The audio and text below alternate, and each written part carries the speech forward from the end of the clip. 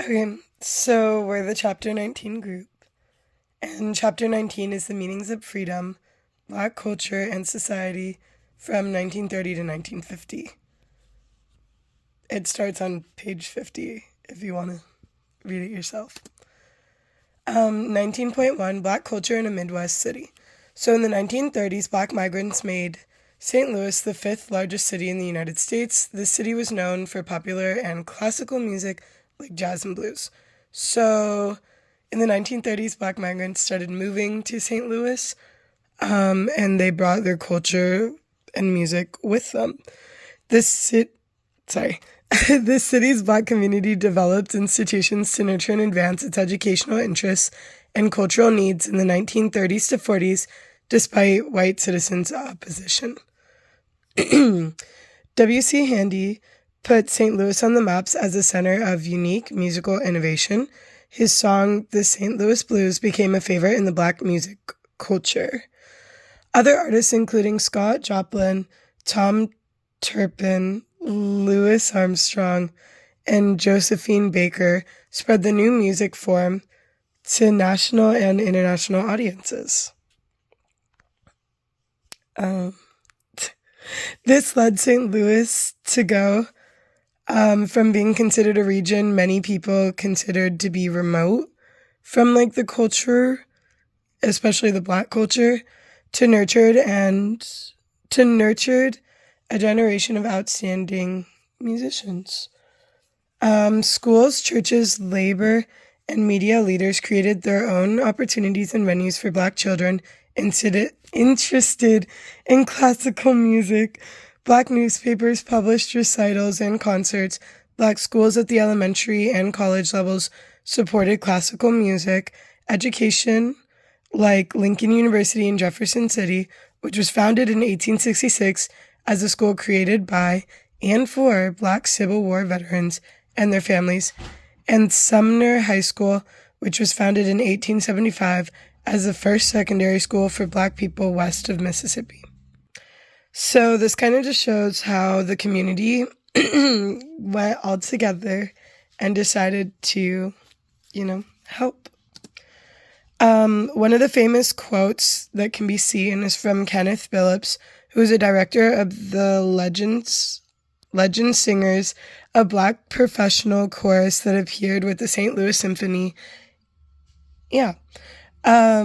He said, "I've seen situations where I felt inwardly I might have had to do some things. For example, let's take this showboat thing at Muni Opera. There is the need of a Black chorus to go there, and I had the privilege of doing that with my Legend Singers, simply because one of the first requirements was to have a Black chorus." So this kind of just shows more of how the Black community and leaders in this community felt during this time and what they wanted to do. 19.2, the Black culture industry and American racism. So Black American artists confronted discrimination and exploitation in the culture industry. Most artists could not finance both the production and of their creative work. They were often exploited by the leaders of record companies, publishers, and the owners of radio stations and film studios. The political content of Black art provoked heated debates. Sorry, y'all. Many white Americans had long appreciated Black culture. Some had also appropriated it for their own profit. So that can kind of be seen through people not getting paid for their work and for just not really getting the promotions that they deserved during that time. Black artists against the backdrop of the Great Depression and World War II calamities shaped a consciousness that would generate an eruption of Black consciousness in the 1950s, which can kind of be seen as part of Fanon's top 10 that we're doing this and invoking all of this in the Black community. Paul Robeson won acclaim as a performing art and became a leading Black internationalist and an outspoken critic of the colonialism and racism. In 1945, the NAACP awarded Robinson its prestige Spingarn Medal. The Federal Bureau of Investigation had been monitoring him for years. By the time he made his infamous remarks at the end of 1949 World Peace Conference in Paris, he called it unthinkable that African Americans would fight in a war against the Soviet Union, given the big difference between how the Americans in Soviet society treated blacks. After this, they repealed his passport, barred him from international travel, and blackballed him in the entertainment industry. It was speculated that he was a communist, but it was never confirmed or denied, considering he never confirmed or denied it. In 1956, the House Committee of Un-American Activities summoned him to testify. He refused. The U.S. State Department revoked his passport because of his anti-colonialism and his support for radical social economic reform and African liberation. Singer and actor Paul Robeson, he lived from 1898 to 1976 as Othello in 1943.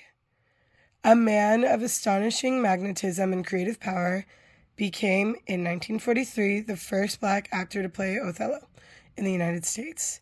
He was fluent in many languages, produced over 300 recordings of spiritual and folk music gathered from around the world, and appeared in 11 motion pictures.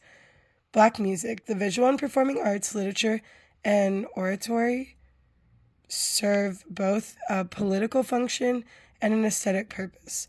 They expected black artists not only to create beauty, but also to use their art to promote freedom across the black diaspora and to forge cultural and political linkages with all oppressed people. Okay, so to break down everything that I basically just said, as many black Americans started to move to St. Louis, they brought their culture and experiences with it. They told stories and expressed themselves creatively, which introduced new forms of entertainment, music, and styles to this community. Many black artists and performers found it difficult to get employed, find supporters, and find spaces they could be in after they migrated. This led to the black community forming new areas, centers where they could all be together and express themselves, and even worked with supporters in the community to help them feel a part of this community.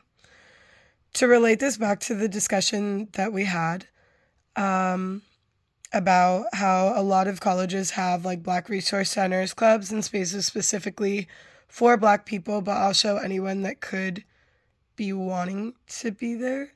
This kind of relates back to it and kind of just further gives an example of times where this happened and where it was beneficial and how it might have affected now.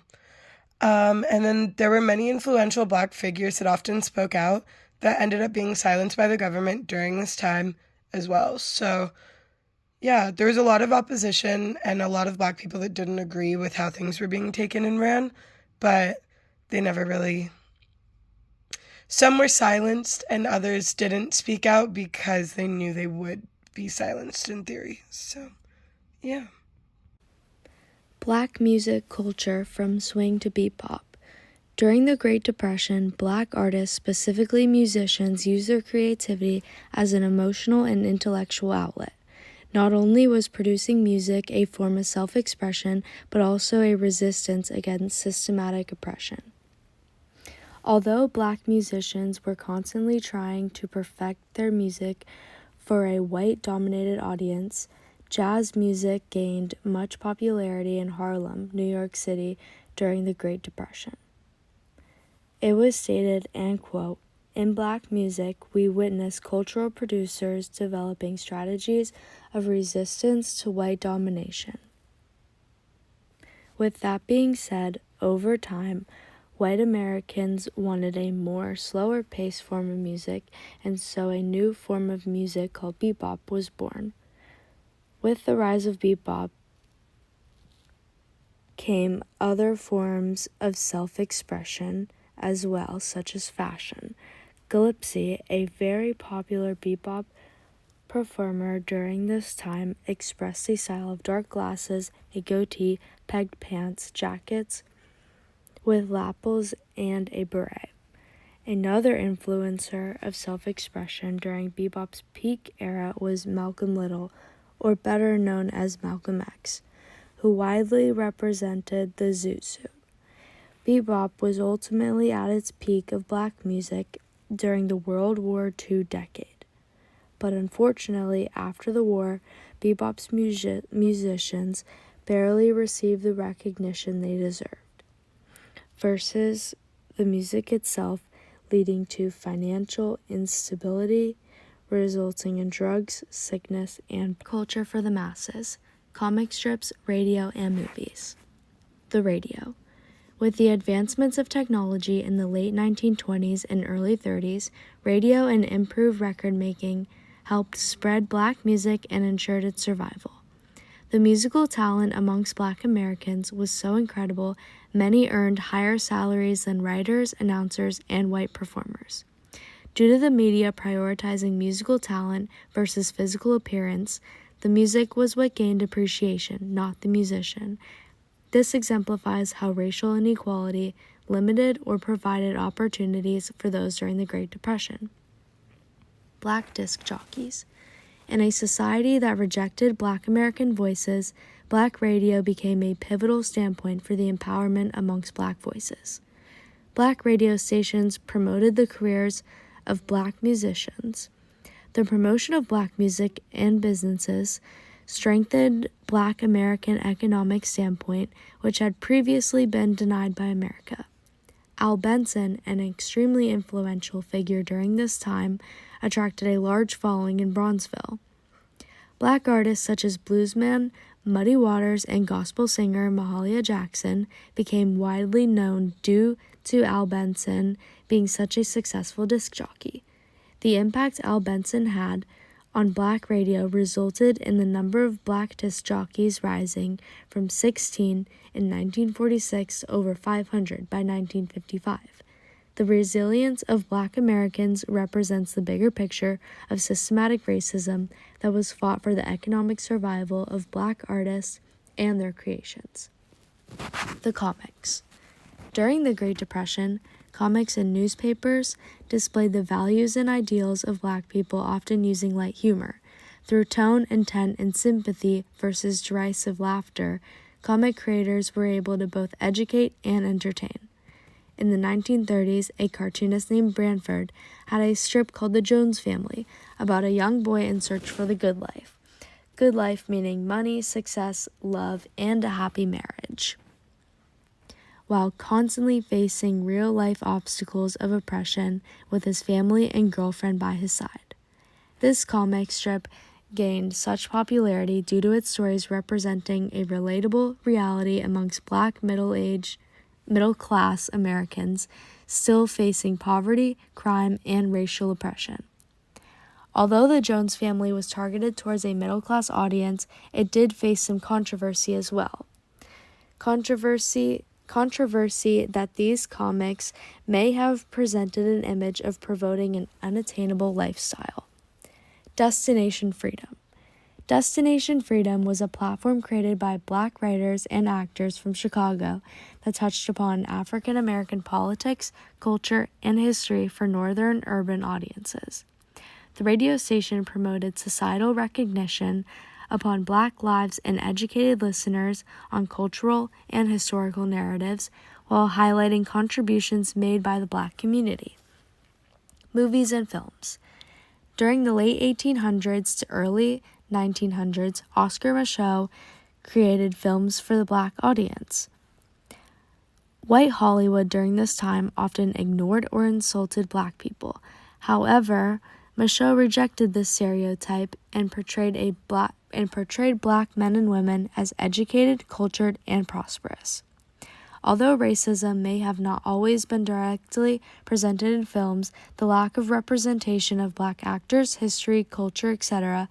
demonstrates Hollywood's systematic racism. While Micheaux attempted to transform Hollywood, black double consciousness can be seen throughout his films, an idea from the theorist W.E.B. Du Bois stating that black people always about section 19.5, or the Black Chicago Renaissance. So the Black Chicago Renaissance was a cultural, or according to the text, it was a cultural explosion featuring innovative artists whose work reimagined Black identity in Chicago during the 1930s and 1940s, which was stated on page 563. So basically, during this time, Black intellectuals previously misjudged Chicago's potential to become the center of Black culture, and Chicago was heir to the Harlem Renaissance, which was a big time for jazz music and Black people gathering together, but in Harlem, New York. And so this city became a perfect example of urban industrial America. And by 1930, the Black population was 23 or 233,903, and the migrants were excited and ready to immerse themselves in Chicago's blues and jazz.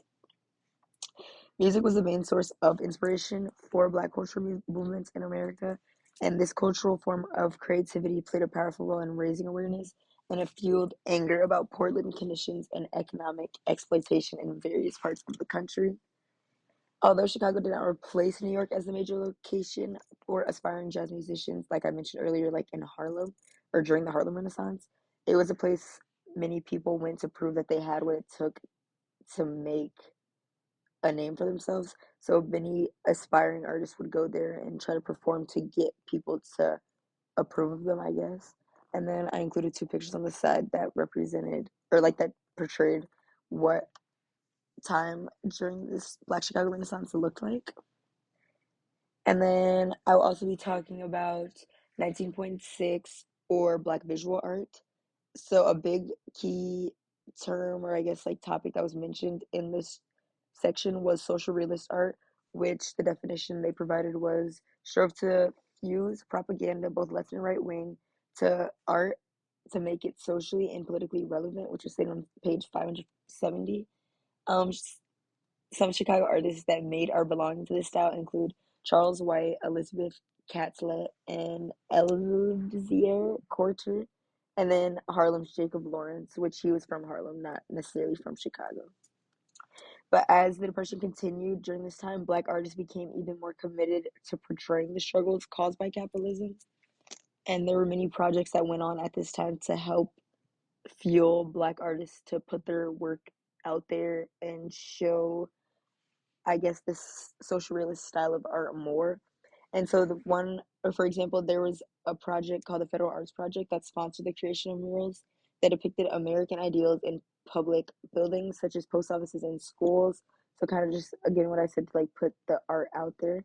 And then the Harlem Artists Guild and the Arts and Crafts Guild in Chicago were places that Black artists could work on their visual arts and help guide them to portray social and political issues that affected Black people. Black writing shows the political, cultural, and social situations of its time. It also often shows how African Americans fought for freedom and identify in systems that were unfair to them. In the 1930s and 1940s, writers tried to describe what it was like to be Black by focusing on city life and the difficulties of poor Black communities, especially refugees. Their writings looked at what African Americans did for society, what rights they should have had, and the societal errors they had to deal with. Richard Wright became one of the most famous Black authors after writing Native Son, 1940, and Black Boy, 1945. These works were sharp attacks on racism, development, and the way Black people are pushed to the edges of society. Native Son is about a young Black guy named Bigger Thompson who lives on Chicago's South Side. He becomes violent out of fear and anger because of a racist society. When Bigger accidentally kills Mary Dalton, a rich white woman, it starts a chain of events that leads to more crimes, his trial, and finally his death sentence. The book looks at racism that is built into a system, economic inequality, how Black men are treated as less than human, and how organizations like the Communist Party take advantage of people. At the heart of Native Son is Wright's look at how fear is caused by racism in the system. Bigger realizes that the things that made him do what he did were caused by the way society treated him, and this summed up his last words, "What I killed for, I am." Wright's work was praised as new, but younger Black writers like James Baldwin said it only dealt with Black pain too much. Baldwin wrote articles like Everybody's Protest novel that said Wright's protest literature made Black characters seem like victims and didn't show how complicated people are. Wright replied to Baldwin by saying that he was hurting protest writing and abandoning the battles of Black writers as a group. Ralph Ellison's novel Invisible Man, which rejected violent protests in favor of complex storytelling, gave us a different point of view. The book follows a young Black man from the rural South to the city-filled North, showing how he struggles with who he is and what society expects of him. Ellison stressed the humanity and strength of each person, combining criticism of systems with praise for individual choice. Ellison's ideas were similar to W.E.B. Du Bois' double consciousness, which looked at the conflict between being Black and American. He said that Black artists shouldn't just write about protests or being victims, but they should also use their pain to make art. Wright, Baldwin, and Ellison changed the way Black literature was written by focusing on identity, structural racism, urbanization, grit, and the search for freedom, while showing the Black experience in America in different ways. Their writings are still very important for understanding how African American literary practices are changing over time. Speaking from the Black wrath of retribution, Wright insisted that history can be punishment. He told us the one thing even the most liberal whites preferred not to hear, that Negroes were far from patient or forgiving, that they were scarred by fear, that they hated every moment of their suppression, even when seeming not most acquiescent, and that often enough they hated us, the decent and cultivated white men who from complicity or neglect shared the responsibility of their plight.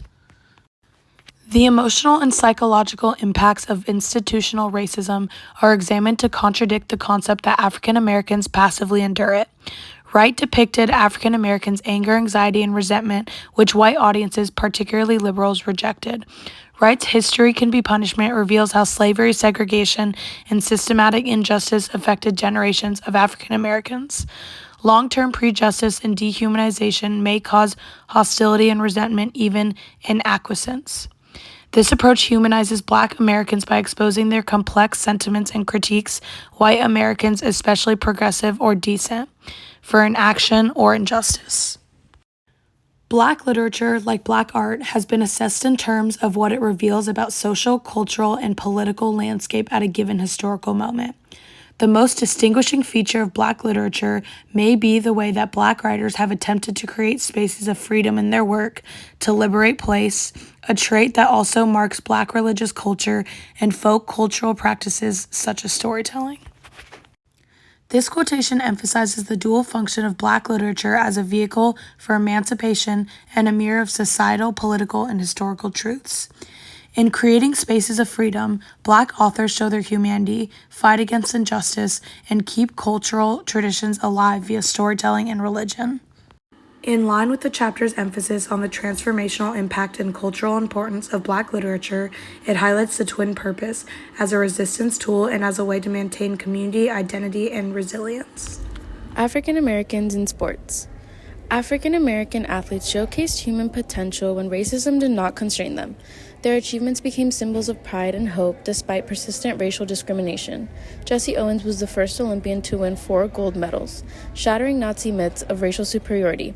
He faced ongoing racism upon returning to the U.S., including segregation and lack of recognition.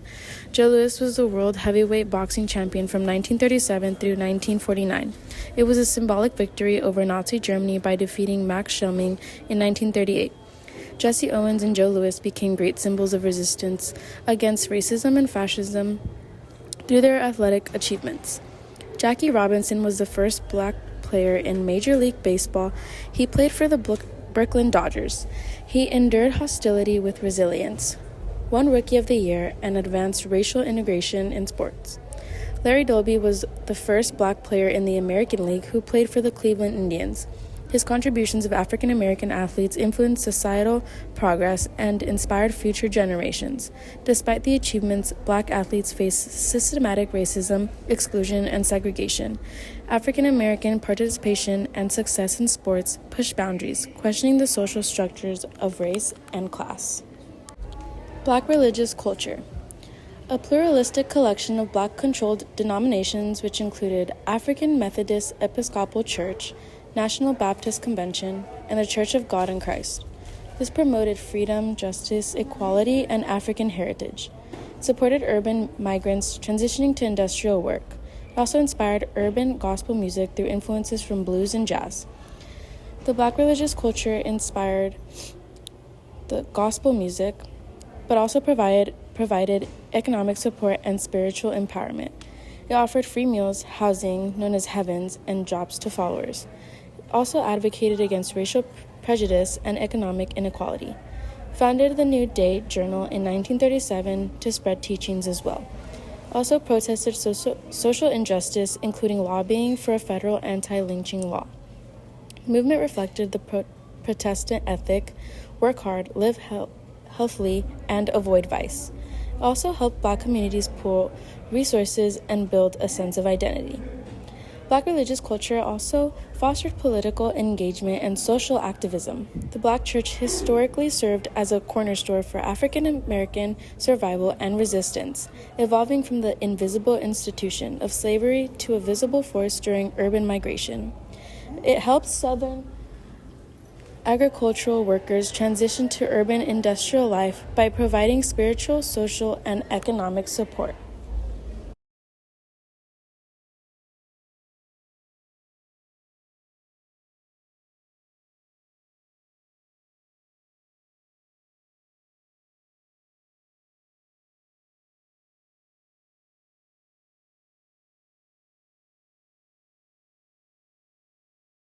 And exam questions for our final that best examine students' understandings of all the concepts from chapter 19. The first one being, what city became a hub for Black culture and music during the 1930s, largely due to migration? The answer would be St. Louis. Which song by W.C. Handy helped put St. Louis on the map as a center of Black musical innovation? The answer would be the St. Louis Blues. Why was Paul Robeson's passport revoked by the U.S. State Department in the 1940s? The answer would be B. He supported the Soviet Union and opposed American racism. What musical style emerged in the 1940s as a response to systemic racism and served as a new form of artistic expression? The answer would be bebop. How did bebop influence Black culture beyond music? The answer would be B. It inspired new fashion, language, and dance styles. What was the Jones Family, a comic strip popular in the 1930s, about? The answer would be B. A middle-class Black family facing poverty and racial challenges. Who was the filmmaker that challenged Hollywood's stereotypes by portraying Black characters as educated and prosperous? The answer would be C. Oscar McCoe. What accomplishment made Jesse Owens a global symbol of resistance against racial oppression? Winning 4 gold medals at the Olympics would be the answer. What contribution did Al Benson make to African American culture during the 1940s? The answer would be that he became a pioneering Black radio disc jockey, which promoted Black musicians. What was one of the key roles of Black religious denominations during the Great Depression? The answer would be that they provided housing and meals to struggling urban migrants. So those are 10 exam questions that best fit our final.